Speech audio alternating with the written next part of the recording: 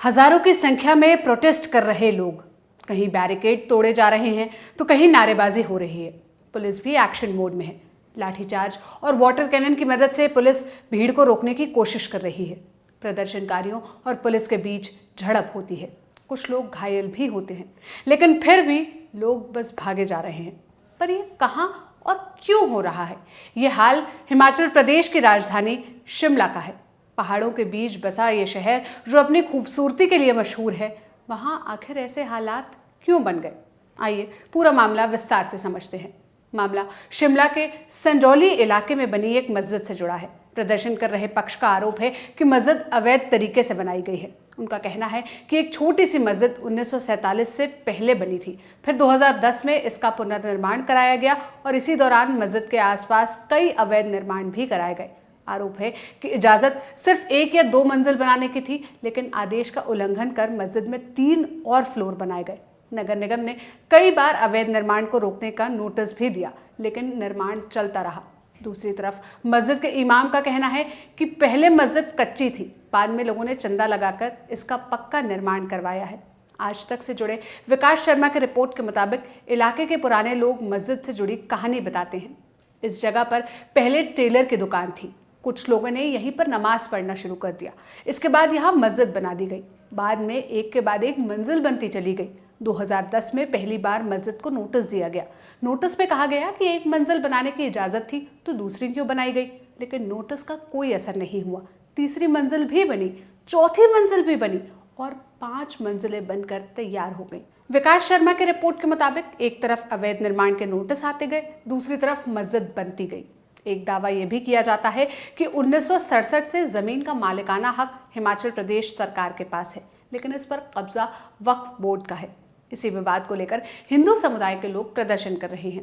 Police ने बढ़ते बवाल को देखते हुए मस्जिद के पास जाने का रास्ता बंद कर दिया था, लेकिन भीड़ ने बैरिकेडिंग तोड़ दी और मस्जिद की ओर बढ़ने लगे, जिसके बाद पुलिस को लाठीचार्ज करना पड़ा और इस सब के बाद भगदड़ मची और कई लोग घायल भी हुए। घायल होने वालों में प्रदर्शनकारी और पुलिस वाले दोनों हैं। जितनी भी पहाड़ियां थी सारी जल गई थी। उस समय इस पुलिस प्रशासन के पास फायर ब्रिगेड नहीं था, पानी की कमी थी।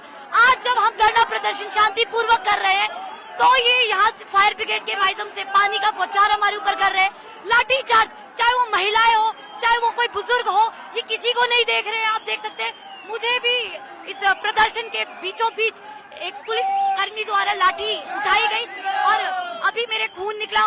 तो आप देख सकते हैं किस प्रकार से कितना क्रूअल बिहेवियर यहाँ भारत में हो रहा है। इसको गिराया जाना चाहिए नहीं, बल्कि उन्होंने कहा कि गिरेगी।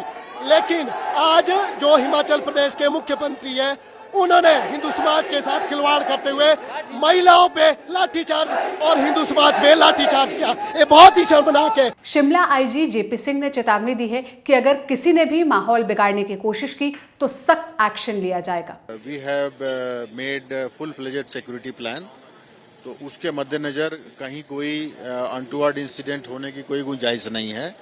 साथ साथ पब्लिक को भी हम लोग सेंसिटाइज कर रहे हैं कि हर हालत में शांति बनाए रखें और किसी तरह का कोई अगर कानून को अपने हाथ में लेने का प्रयास करेगा तो सख्त कार्रवाई की जाएगी। ये जो लोग आप दिख रहे हैं ना, ये लोग डेली कम्यूटर्स हैं।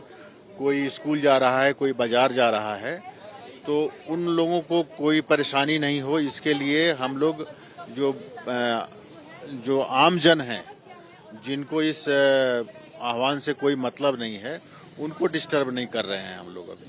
इस मामले पर हिमाचल प्रदेश के मुख्यमंत्री सुखविंदर सिंह सुक्खू का भी बयान आया है। उन्होंने कहा कि अदालत अपने हिसाब से एक्शन लेगी। किसी को कानून अपने हाथ में लेने की जरूरत नहीं है। किसी भी समुदाय को ठेस नहीं पहुंचानी चाहिए। हमारी सरकार चाहती है कि किसी प्रकार के किसी समुदाय को कोई नुकसान नहीं होना चाहिए। हमारा दायित्व है।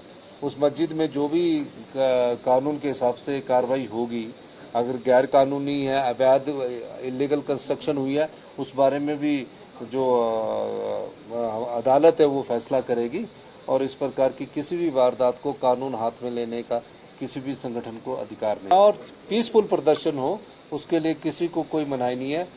किसी भी समुदाय का हिमाचल प्रदेश में सम्मान है।